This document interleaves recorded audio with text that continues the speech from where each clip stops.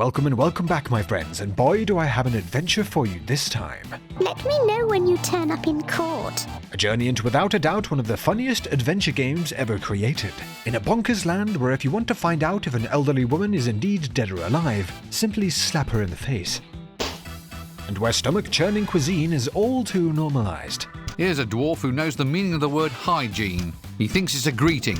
Today we go on an adventure into the legendary Discworld, starring some comedy royalty and crammed full of hilarious Monty Python-esque shenanigans. Stone, sir.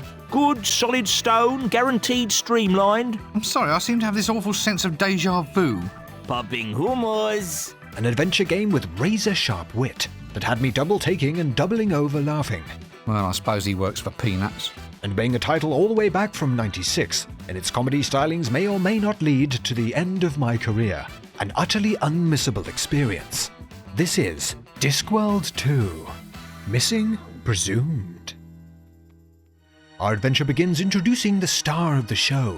Rincewind, staring at objects, wondering what horrible manipulations I have to go through just to secure the most mundane pieces of junk. That, as some of you may have noticed, is voiced by Eric Idle of Monty Python. Joining him, we find him carrying out his duties as the English rooster, waking up the town shouting utter bollocks totally off his tits. I knew a farmer and I knew him well. I don't know. I can't remember the words.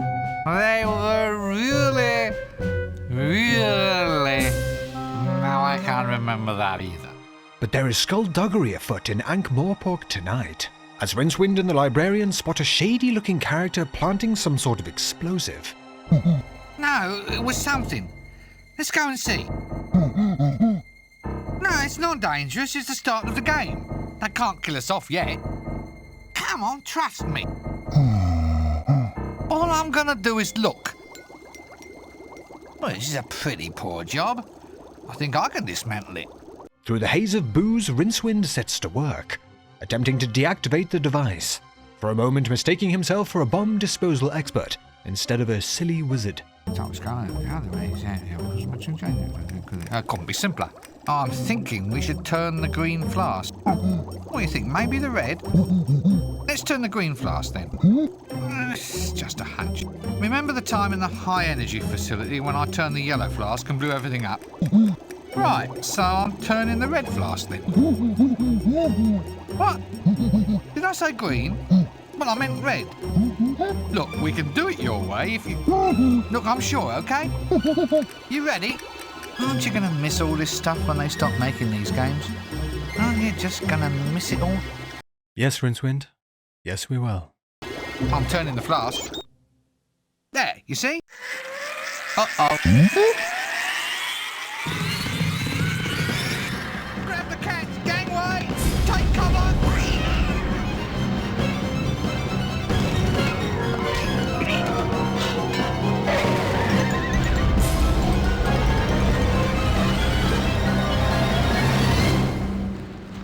Oops.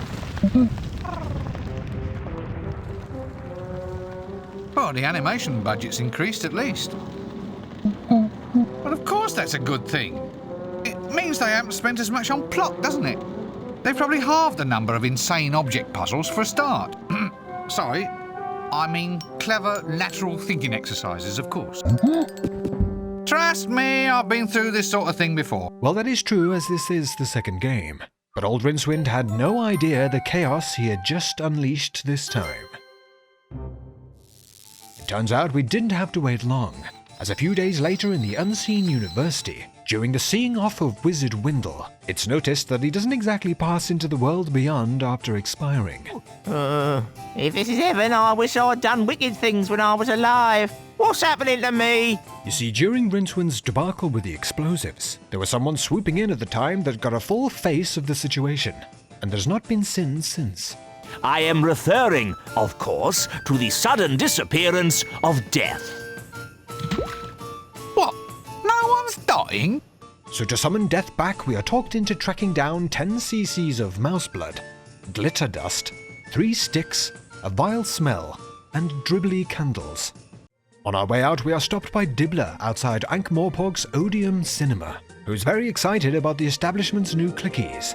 Clickies! Oh, now there's romance for you. Hot dogs, popcorn, drink stands, the merry rumble of candy rolling down the aisles. And the shows. Don't forget the actual clickies themselves. What? I don't believe this. You mean to tell me that art has to take a second place to cheap licensing and marketing? Rincewind, my friend, you do not know the half of it. What the hell was that? Well, I can tell you that I'm above that sort of thing. Catch me being involved in some damn licensing scam? Ha! Fat chance. The last thing I'd ever do is allow myself to become involved in a shabby... Eric, what are you doing literally right now? Right. Well, good luck with the career and I'll be off. And I don't know what you're looking at. Have you subscribed to MitchManix yet? My God. I mean, my me. What are you waiting for? That dude's shit slaps. With Dibbler providing us with some of his horrible popcorn and a clicky leaflet. And with us even getting to meet one of the clicky's newest stars on the way out. I'm a thespian. I'm sorry. An actress. A star of stage and screen. I'm starring in a new clicky called Trolls Prefer Blondes. Oh. And why do trolls prefer blondes? Well, apparently I'm damn. What's that word for generic pop idol? An icon? No, icons grow on trees. Those are acorns. Really? I'm sure it wasn't acorns. Oh, well then. Maybe it was coconuts or melons then. I'm sure I heard it mentioned somewhere. I think I'm beginning to get the idea. Anyway, now I'm a famous pop coconut. It's ever so exciting. Well, I'm not sure why you're looking at me like that, Rince. She actually struck me as a picture of intelligence and didn't remind me of anything at all. Ah, there goes that bloke again.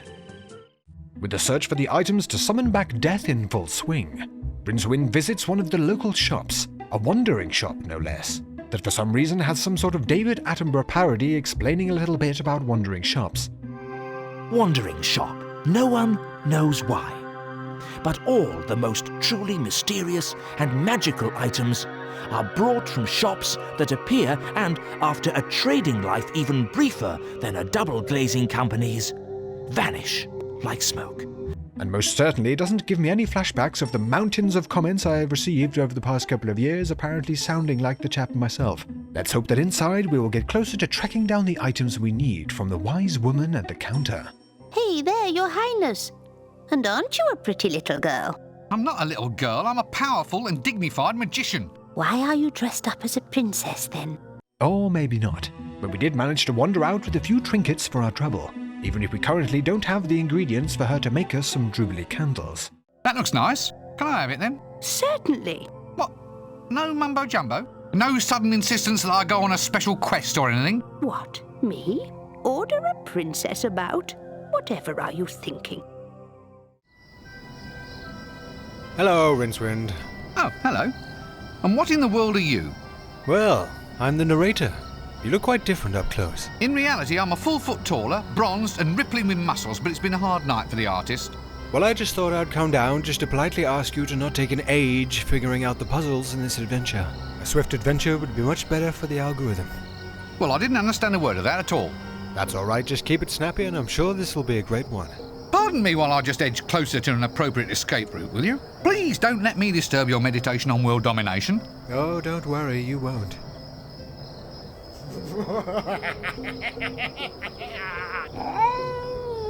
Oh, fuck. Wandering through the dank streets of Ankh-Morpork, we come across a witch who may or may not actually be dead, according to a sign inhabiting the morgue. A curious sight indeed. It's outside we come across a group of beggars. Buggery. Oh, bugger 'em. Millennium hand and shrimp. The buns. I see the local care in the community scheme is hard at work. With one old Ron having a smell attached to him so powerful that it is manifested as some form of independent creature, one that looks like it is drawn to old boots. Something to remember for sure. Of course, a really caring community would probably have moved him further downwind. Shamelessly swiping a saw and a pot from a beggar with a duck on his head, What duck?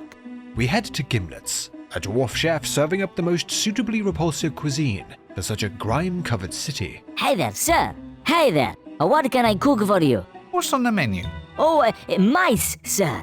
Mostly mice.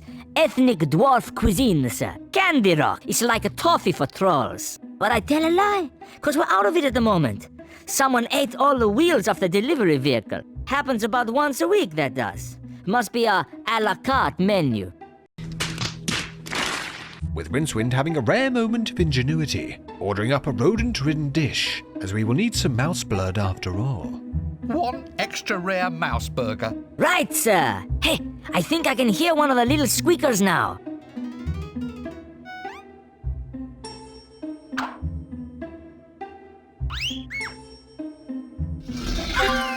There you are, sir. Extra rare.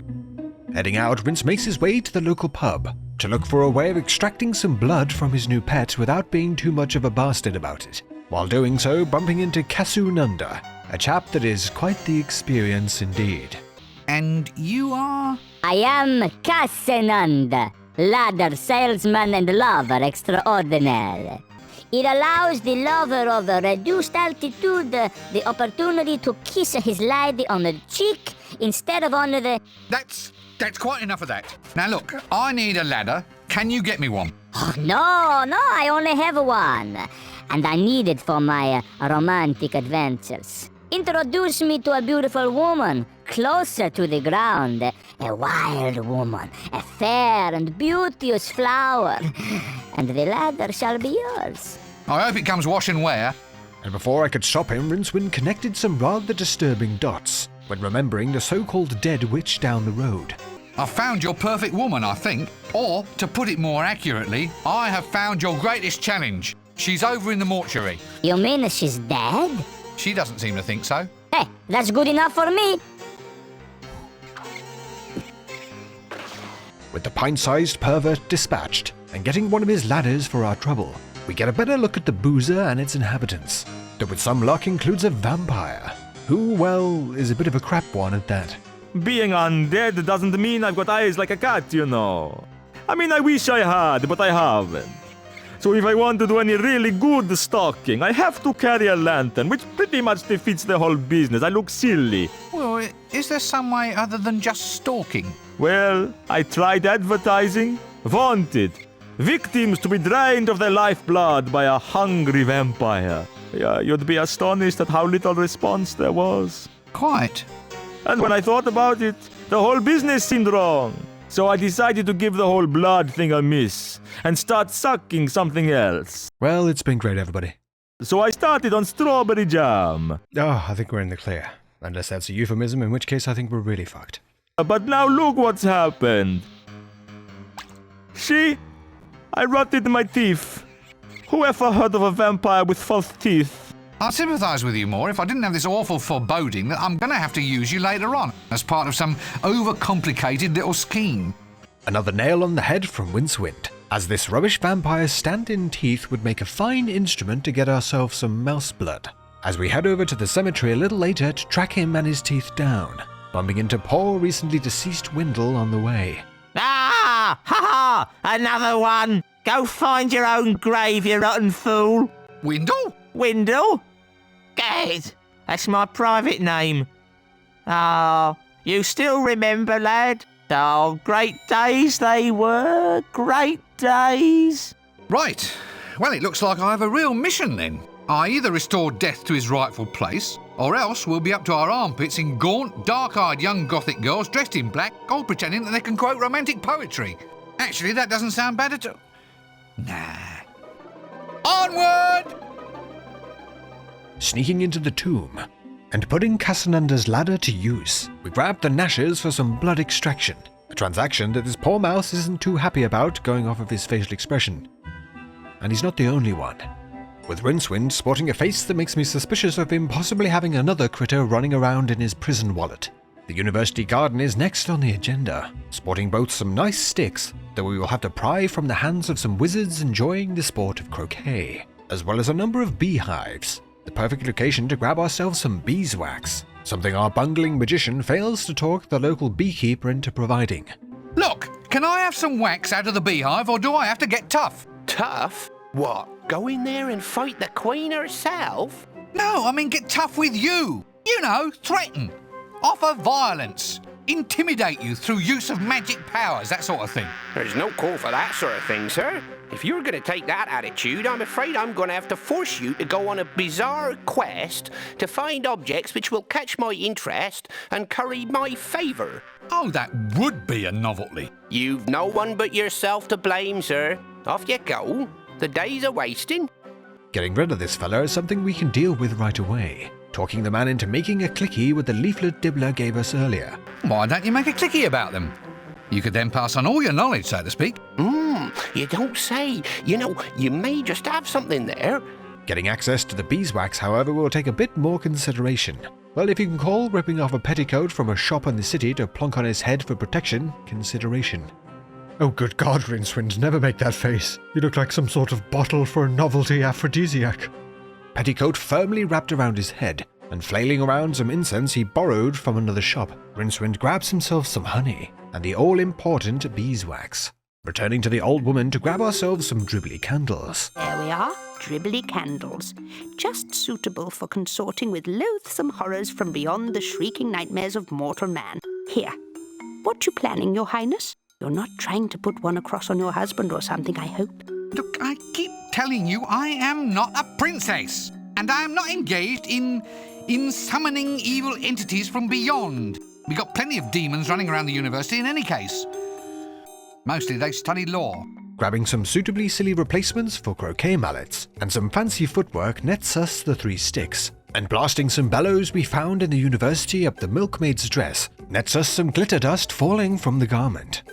Most likely accompanied by an even more cursed facial expression from Rincewind, only leaving the foul smell to track down before we can begin the ritual to summon back death, and with it stop the world from being overrun with undead, with the foul smell being a runaround indeed, requiring a genie bottle from Mrs. Cake, who wants some ectoplasm, with that being obtained by convincing a spirit into a brick that we take to the university's high-energy facility, looked after by some very far-out wizards, with one even being voiced by Nigel Planner, reviving his role as Neil from The Young Ones. Oh, like, wow, I see like a totally new world. With the genie bottle in hand, we snag some boots from an imp in the gardens and stuff it into the bottle to entice the ludicrous manifested smell we encountered earlier into his new home. With all the items finally obtained, we head back to the university to begin the ritual, which ends up being just as bonkers as you may expect.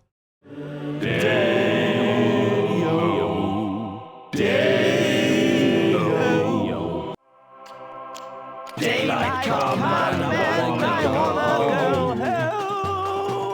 Come, Mr. Tallyman, come tally me banana. Daylight come We're gonna summon death here, then have jelly for our afters. Daylight come Oh, good grief. Didn't quite come out as planned, did it? Who started us off on this? Look, I worked long and hard to get this stuff. Can we at least treat this ceremony with a little bit of... Damn it, I've lost my train of thought now. I don't know. But I'm sure it was important. What was?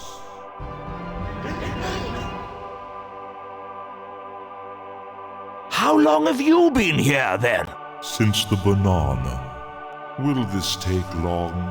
I'm on holiday. It's good here. Sun, sheep, sand, hats with corks. No worries. I'm supposed to have a chunder in a minute. A chunder? What's a chunder? You know, I'm not sure, but it sounds interesting. Now look here, you. This city is in chaos. I mean, how dare you go swanning off to foreign lands while we're up to our armpits in undead? Now you get right back here and get back to work. Work? I don't remember any work. All I remember is a great big bang, then an eternity of beer. And no worries, mate. Lucky blighter. Now I've had about enough of this. You get off that thingamy, get those corks out of your hat, and... What? Now, just you come back here. With death zooming off to who knows where, the next move is to find a way out of Ankh-Morpork to allow us to track him down. Something that in these streets is easier said than done. And as it happens, it's in the streets we get a juicy clue on how we can get out of here. You should see the place we've just found now, sir. Beaches, hats with corks, and blondes with these huge, straining, pink, oil-smeared...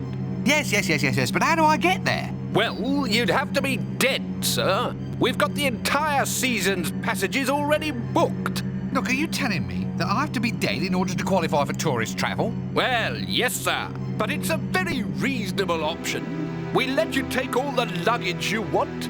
Why is that? It's all classed as carry-on baggage, sir.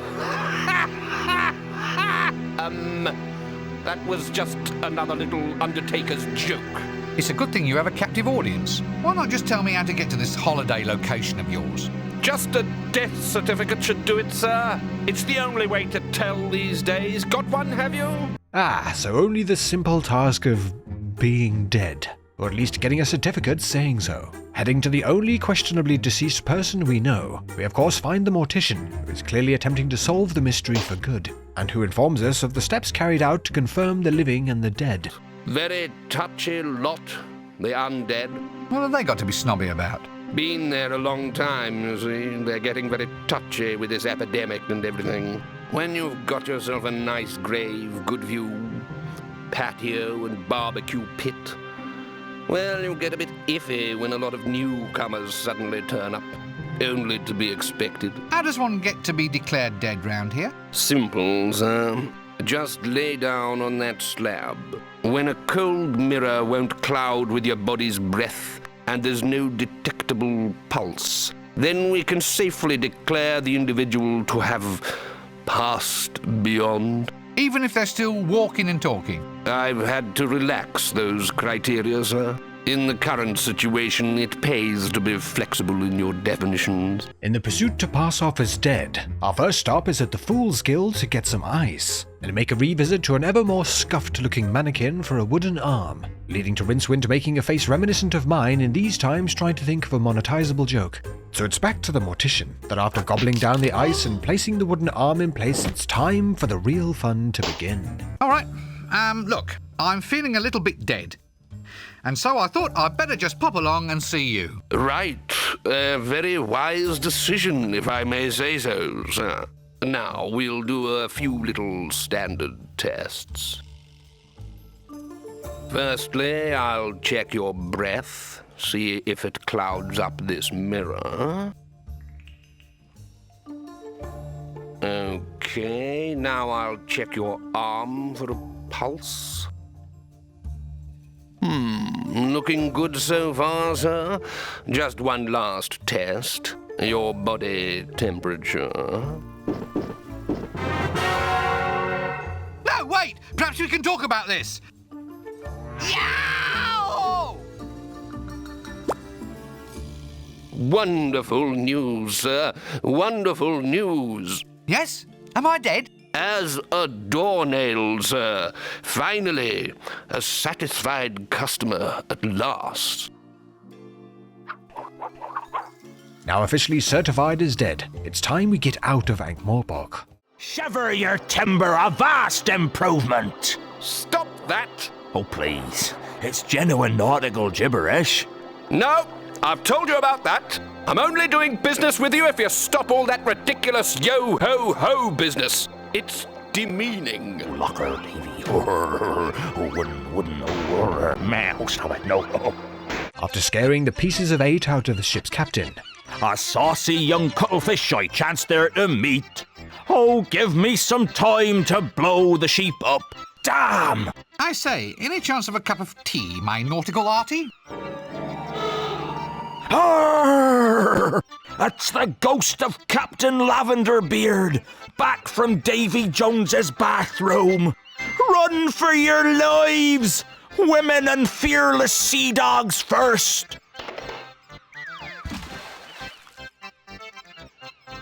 You know, I seem to meet more crazy people than sheer coincidence should allow. Finally, we sail across the disk.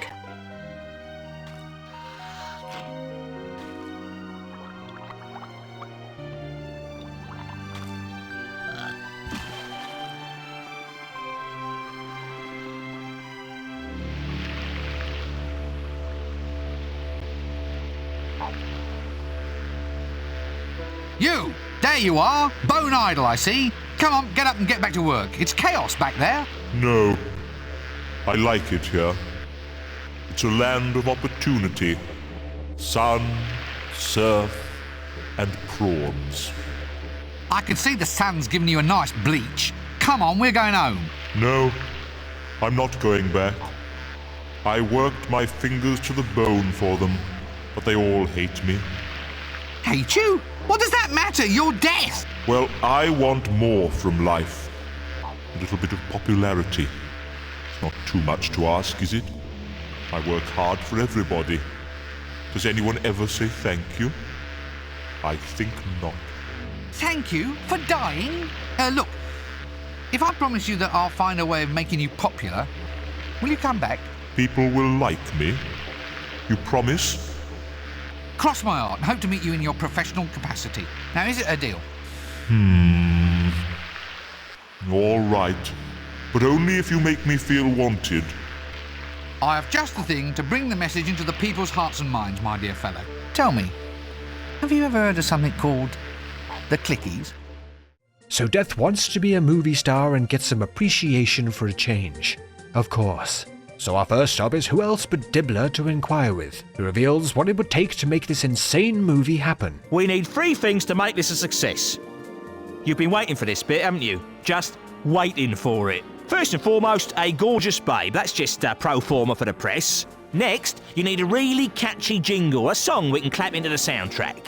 Finally, we need a gimmick, a novelty merchandise that actually creams the cake. Get me those 3 things, and I'll have a film out in no time. Collect a babe, a jingle, and some novelties. I don't suppose you'd consider collecting them yourself. Nah, mate. What sort of fool would waste his valuable leisure time voluntarily going off on annoying little quests set by stupid and ungrateful people, eh? Yes, he'd have to be some sort of idiot, wouldn't he? Oh well, see you in a little while. Take axe, open door, kill dragon. Why wasn't I born in the days of text adventures? Death, old chap, we are gonna make you a star.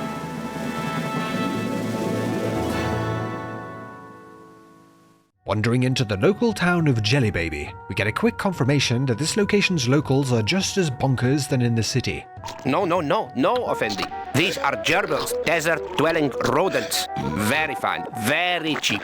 Look, I'm telling you that these are not gerbils. Do these gerbils of yours eat cheese, run about in little wheels, make nests out of old tissues and cotton wool? No, Effendi. So what makes you think that these creatures are gerbils? They burrow.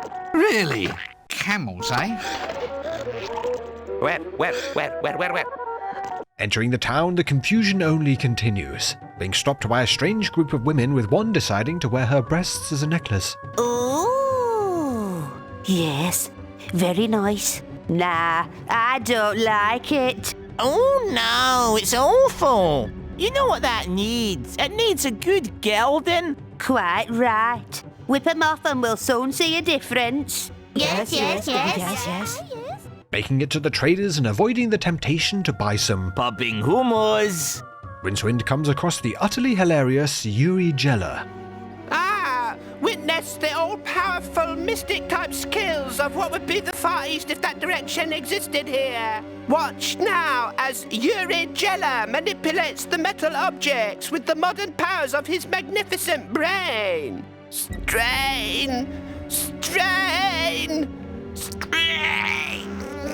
Oh, the end has fallen off. A mystic that can morph objects with his mind in the silliest of ways. Do you dare to doubt my powers? Aha! Now I shall strike the infinite with my magnificent straightening type powers. Strain!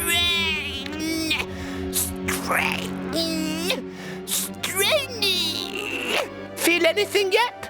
Well, my back stopped hurting, if that's what you mean. Amazingly, this chap does eventually provide us with a piece of useful information. both with our hunt for a jingle, Yuri knows a philosopher. He in desert. and that somewhere around is a fountain of youth. Yes, indeed, you can get a second childhood without all the dribbling and unfortunate bad type smells. Now that sounds more like it. Where might I find that? Oh, I've forgotten. And that a prospector that visits the town may know of its location. On the way to this hermit, we stop off at some of the land's pyramids to snoop around for anything that could help, getting another documentary parody when heading in. Pyramids, dams in the stream of time, correctly shaped and oriented, with proper paracosmic measurements correctly plumbed in, the temporal potential of the great mass of stone can be diverted. Do you hear that? That's actually what a British person sounds like doing a crap David Attenborough impression. Oh, I've struggled enough. Grabbing some glue, some bandages, and getting a look at some of the hieroglyphics, it's off to the hermit, that like with so much else can't help but remind me now of something completely different. So you're good then, are you? I mean, you know, wise. Wise? If I was any wiser, I'd be a leopard skin bikini. That wise, eh? Aha! I'm so wise that I will now provide you with your heart's desire. A jingle written for your sinful modern type clicky film. You've written it for me now? Just like that? No quests or anything? Wonderful! Thank you very much! You're most welcome! So can I have it? No! Ah, I might have known. There's going to be a quest after all, isn't there? Not for me, but for Angus. He says he's sick and tired of being woken up all hours of the night by people coming here and asking us the riddle that has baffled philosophers since the dawn of time. Why? So it's another quest after all, this time requiring a simple task of answering the question of humanity's existence. This jingle better be good, although I have a sneaky suspicion we may end up with something like this. I'm alive! Hello, birds! Hello, trees! I'm alive! That's my idea!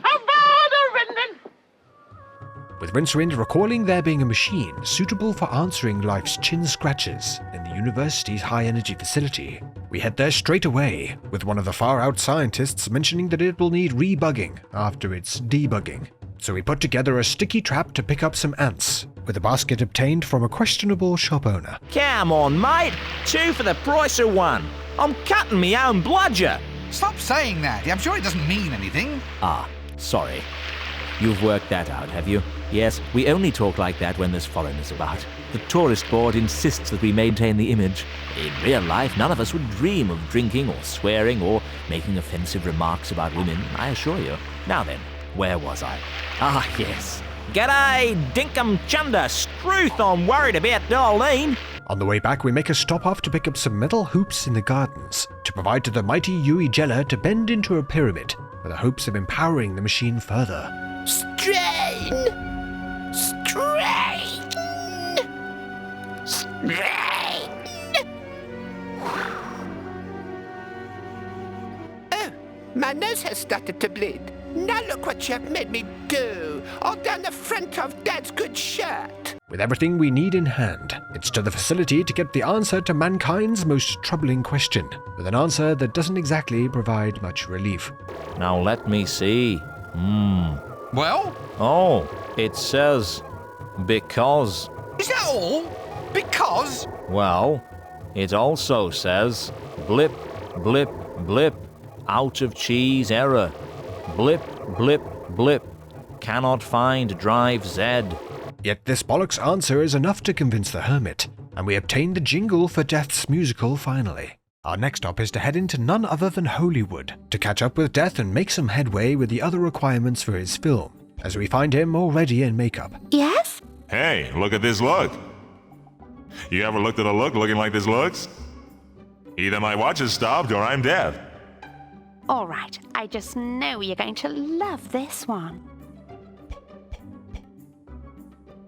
How does that feel? Hasta la vista, Rincewind. Look, this isn't working. I want something more direct, more glamorous. Oh, so you're suddenly the big expert, are you? Bring me a picture of the Elven Queen, then. That's real glamour. I'm not budging so much as a brush until you bring me decent reference material. Do you know how to find any elves? No idea. Why don't you ask the elves? Now, I'm going to ask you that question again very, very carefully. And this time, I'd like you to watch my lips. There's no need to be like that. Why don't you go and find a witch or something? They know about elves. Leaving with even more on our plate, with a request for a picture of the Elven Queen. Taking the opportunity, we get a look around Tinseltown on the disc, coming across a movie star's trailer guarded by a troll. Troll. 50% violence to 90% pectoral muscles to 5% brain. But Rincewind is unable to get in. It would be easier if I tried the door. Oh, right, who's a little sassy wizard? Even when trying the door. Locked! We will need to come up with something to get access, but not before figuring out a way to the Elven Queen. So it's back to Ankh-Morpork to roll the dice on talking to the only witch we have encountered, who may or may not know some details on this Elven Queen, and who luckily is awake, but who unluckily is not alone. Is the thing I've been thinking of. Love is what is on my mind right now. And also romance is on my mind as well. Damn, I just want to... Shut up, please! Never! I am Casananda, the second greatest lover who ever lived. And this woman's beauty, oh, she sings to me. Well, at least until my next challenge. I'm now ready for more women. Hey, I take them all on at once. Oh dear. Well, a man like you shouldn't be content with second best, should he? For instance, I met a few women just recently. Dark, mysterious, energetic. Where? Where? Would you believe Jelly Baby? Finding out that we will need to fashion a cunning disguise to even be able to get near the Elf Queen, Rincewind gets to work rustling something up, taking a horse costume from the prop department in Holywood and attaching a hooter to its head in an attempt to pass it off as a unicorn. A feat that will have even less chances of success if we don't find someone to bulk it out a bit. So returning to the university, we recruit the help of its librarian. Well, I suppose he works for peanuts. And head into the woods to enter the portal to the land of the elves. Or so it seems.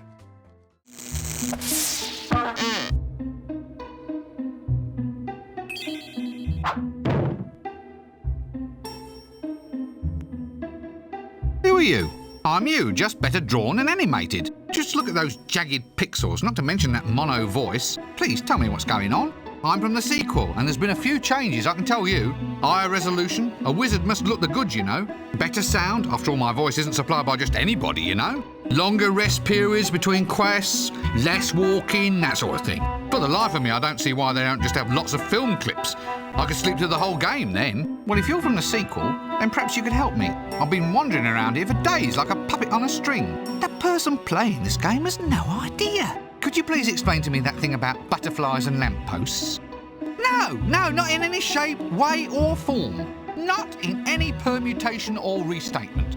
Allow me to compliment the game designers for establishing a logic system completely at odds with a real, rational world. Sort of explains a lot, doesn't it? I want to be the first person in the game to say Not one of your better ideas, I'm afraid. Been there, done that. Let's leave well enough alone. What do you mean I've already said it? All right then. I want to be the first person in a sequel to say Anyway, nobody wrote in and said they'd heard it in the first game. It must have been too well hidden.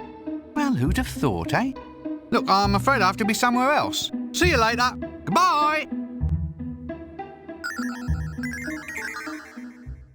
With attempt number 2, we make it to the land of the elves, and with it an audience with the Elven Queen. Hello everyone, editing Mitch here. I just noticed and wanted to bring to your attention this little gem. Good lord. To snap some pictures. All hail me. It's been 10 minutes since anyone said how fearsomely beautiful I am. Oh, right.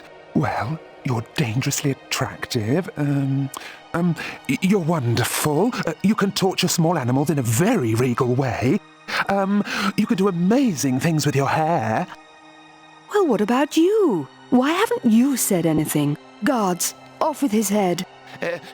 Wait, I meant to say something, but... But what? But I was struck dumb by your beauty. That's it. Phew. All right. Slightly crawly, but you can keep all your bits if you stand over there and croak like a frog. Smile.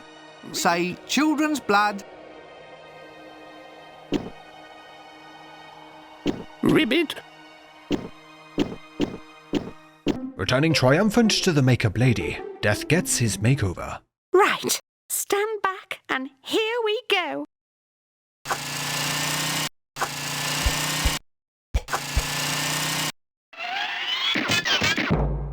Smokin'! And now we turn our attention to picking up a leading woman for the movie, with us first having to get past the troll outside her trailer, with the solution to this, after a little exploring, hitting Rincewind right in the face. Warning, the following features some very 1990s/1970s comedy, and although mostly shown in its entirety, given the landscape today, has undergone one slight change in an attempt to not make it a career-ending endeavor for MitchManix.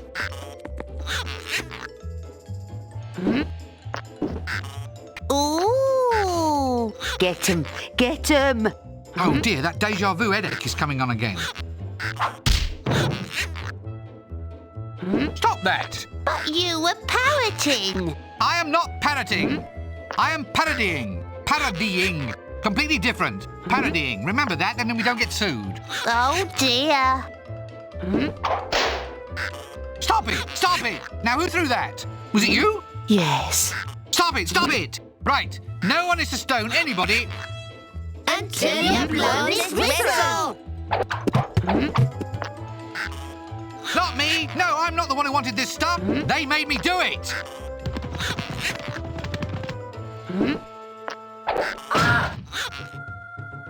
Now in the possession of a huge rock, we use it to bribe the troll outside the movie star's trailer, which gets us part of the way there, with the rest being handled by a bit of a tantrum from Rincewind. Look, the key, right? Well, I could only really give the key to someone who could provide me with 3 rooster feathers, a piece of string, and a huge clockwork. That's it. No, I draw the line right there. No quest, no items, no pathetic excuses for, quote, lateral thinking as I go stumbling about trying to guess what I have to fetch this time. Just give me the key! Why? I had my heart set on that piece of string. All right, we'll try logic. Now look. Are you aware that there are multiple outcomes to each and every action that we take? Just say yes. Yes. Right. Well, that means that somewhere in the universe, there's an alternative world where you've already given me the key. Say yes. Yes. So since you've already given it to me, there's no harm in me taking the thing in hand right now. I mean, I've already used it once. Oh, right you are then. Here you go. At last a chance to snag ourselves a leading lady, who we convince, ironically enough, using a gem obtained from the mouth of her now partially toothless security troll. All that remains is for us to grab some novelties. Call this death, do you? In my day, people knew how to die properly. Tunnels, white lights, booming voices, the choir invisible. Right, that is it. If a job's worth doing, then it's worth doing yourself in. Oik! Nice day for it. Drop dead!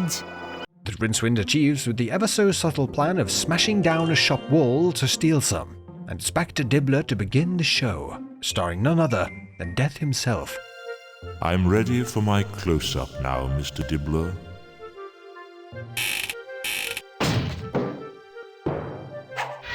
All right, lights! Roll 'em! A filming that is interrupted after Death of all people complains about being smacked around too much. Makeup! Now, Mr. Dibbler, now! What? What's he talking about? It goes whoosh! Blam! Stuff flying everywhere! Did you not tell our boy that there were special scenes involved? I'm not doing it. Demanding that we find a stunt double to continue the film. Reluctantly, Rincewind returns to Ankh-Morpork, and using the death certificate sneaks his way into a meeting of undead, apparently chaired by Freddy Krueger, enjoying himself far too much, and with quite the anthem for their little band of decomposing denizens. Let us now all join in singing our Fresh Start Club anthem, a 1 and a 2. Ankh-Morpork, Ankh-Morpork, a name that stirs the blood. It's streets, it's towers and palaces, it's strangely sticky mud. Undead support group aside, it's a random happening that provides us with our stunt double, with the closet swinging open to reveal the perfect candidate. Wrapping up the film, the day arrives for Death's breakout performance.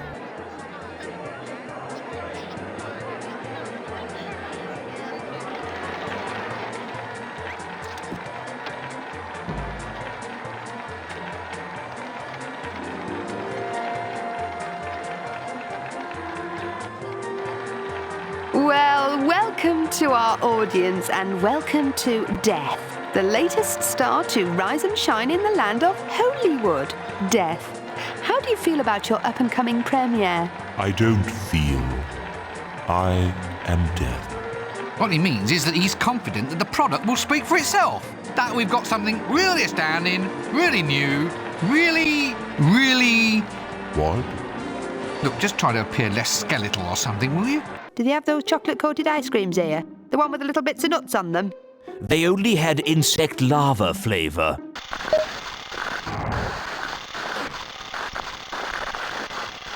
That's Death. Say farewell to all your bills. Rubbish! I say, this is appalling. I haven't seen anything this awful since I saw the Dean in the showers. With Death's premiere ironically dying on its arse, Rincewind formulates a cunning plan to splice in some footage of the Elven Queen, magical Tyler Durden style. That's Death. Say farewell to all your bills. Rip up all your wills. And pop your final pills. Amen. That's Death. It's a tete-a-tete with pain. Oh, beautiful, You're simply beautiful. Then it's the best way to lose weight.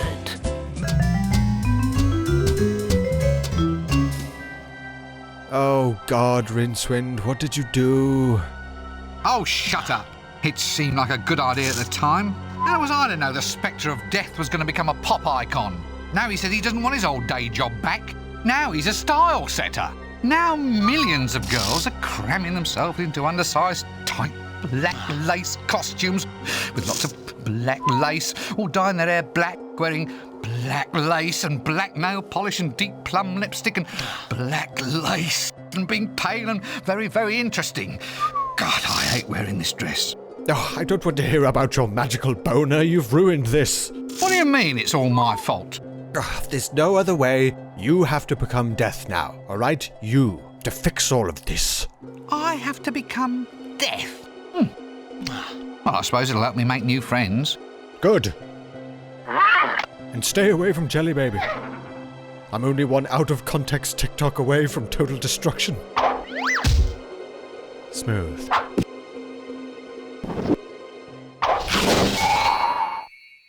Flying off on Death's steed, Rincewind heads to the Dark Entity's home to pick up some tips and items with the mind to becoming the Grim Reaper himself. A welcome mat on Death's doorstep. Still doesn't give the place a homey feel. Stepping into Death's home, Rincewind notices a set of golf clubs. There has been an odd reoccurrence of golf-playing evildoers recently. Weird. Exploring further, we come across a room that, even for a game as off-the-wall as this one, looks a little out of place in Death's home. Noticing a number of stuffed toys and child-sized pajamas strewn about the place. Even weirder. Turning back to task, we enter the kitchen. Hello. Who are you? What do you want? I'm here to become Death. You what? You know, Death. The Pale Horseman. Talks like this. Got the faintest idea how to do it, have you? Well, I suppose so. We got standards to maintain, mister. We takes a pride in our work. I ain't having you letting the side down. Listen, you got to be up to snuff before you can be Death. Oh, look, Doc Black. Let's stop fucking around and send us to go and grab a bunch of death-related things in a way that hardly makes any sense. Yeah, you'll need a scythe. Oh, goody. Another quest. I'm just flotsam on the sea of life. Yeah, stop snivelling and get on with it. So it's another quest, this time to track down the required items and skills to become Death, even temporarily. With the first thing on the agenda being unlocking the use of Death's steed, which Rincewind has an ingenious, or was it idiotic, solution of supergluing a saddle to himself and jumping on the poor thing to get them acquainted.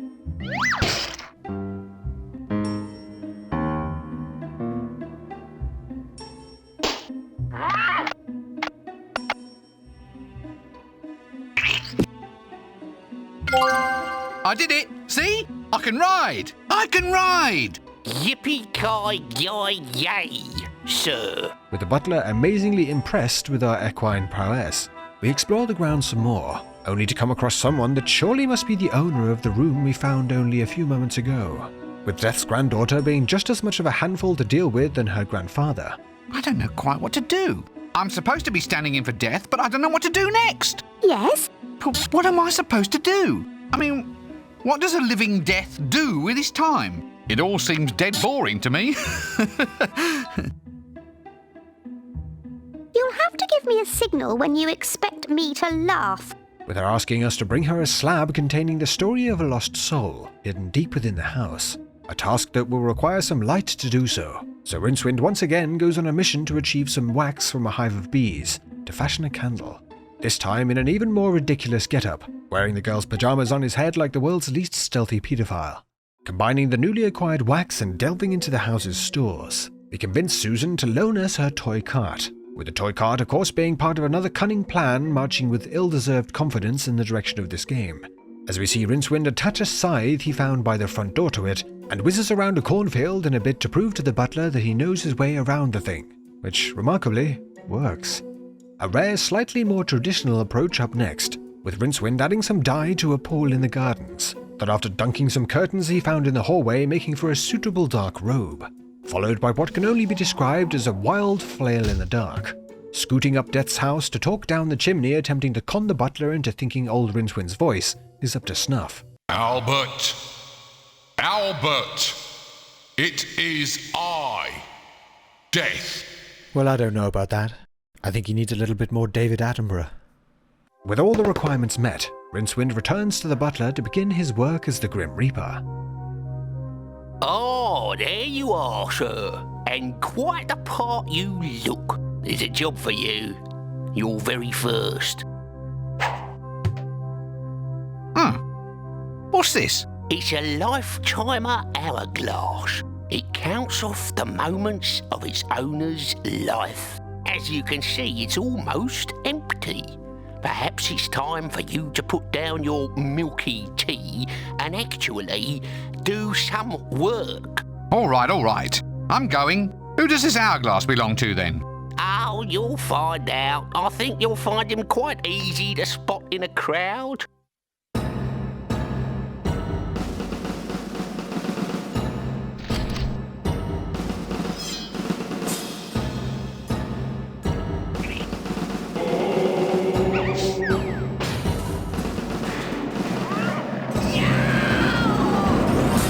It's off to the first job, a job making a visit to an all too familiar face.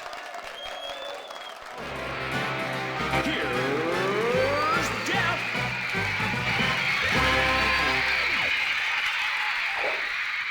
Whoa! Yeah, all right. Thank you, ladies and gentlemen. You're a beautiful audience, if somewhat stupid. It's so good to see people who are upright and breathing. Of course, you know why my old job was always so hard. I only had a skeleton staff. But it seems the Assassin's Guild is up to its old tricks, with another saboteur looming below.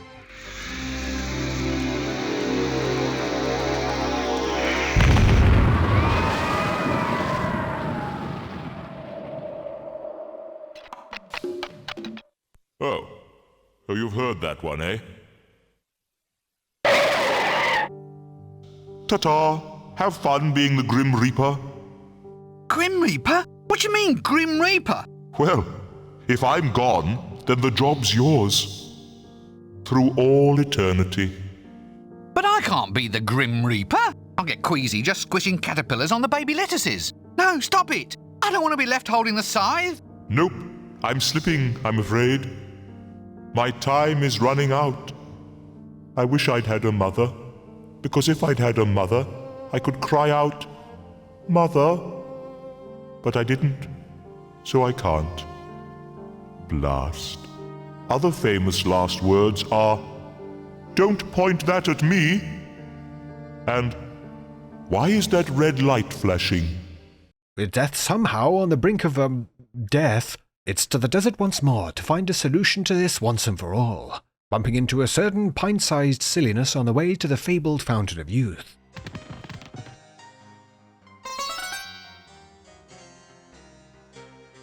I'm in the mood for frogs. Yeah, frogs are the things I've been thinking of.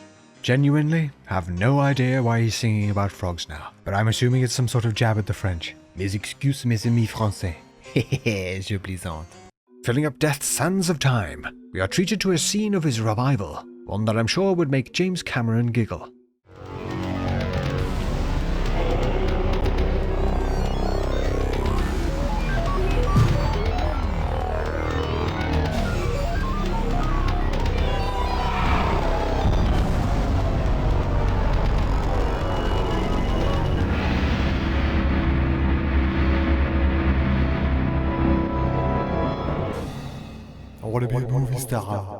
And with that, Death returns, right in time to put an end to that tit placing bombs all over their gaff.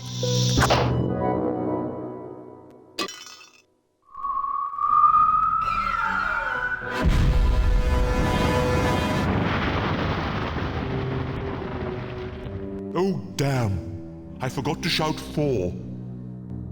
To celebrate his return, Death's glorious movie is shown once more, this time leading to a rather unexpected outcome, even for this game.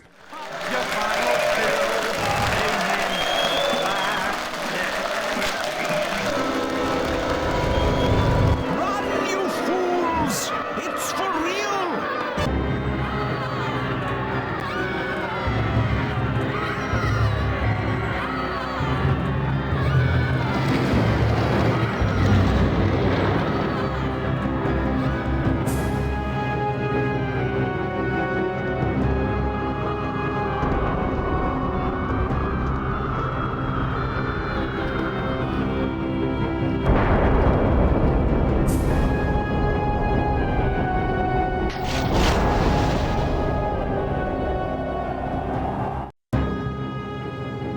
Not sure whether they spent enough on the script for this movie. It seems to be all just special effects.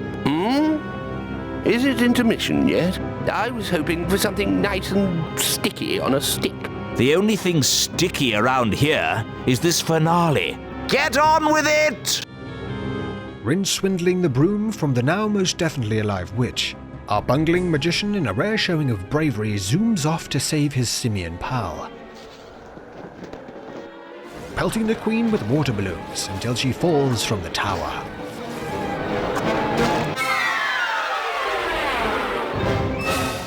What is it now? The dead are supposed to rest in peace, you know. Run! It's a falling giant woman!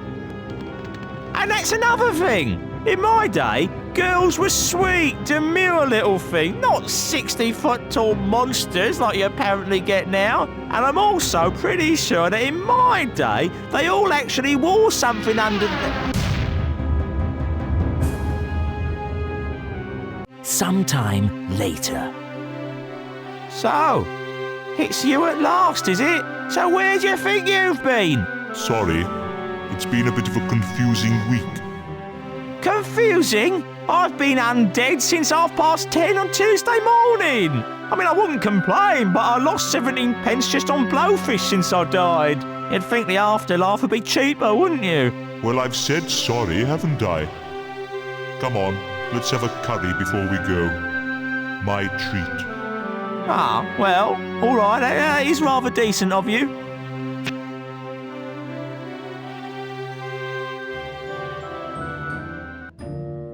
And that concludes, without a doubt, one of the funniest and most charming adventure games ever created. I truly hope you enjoyed this adventure.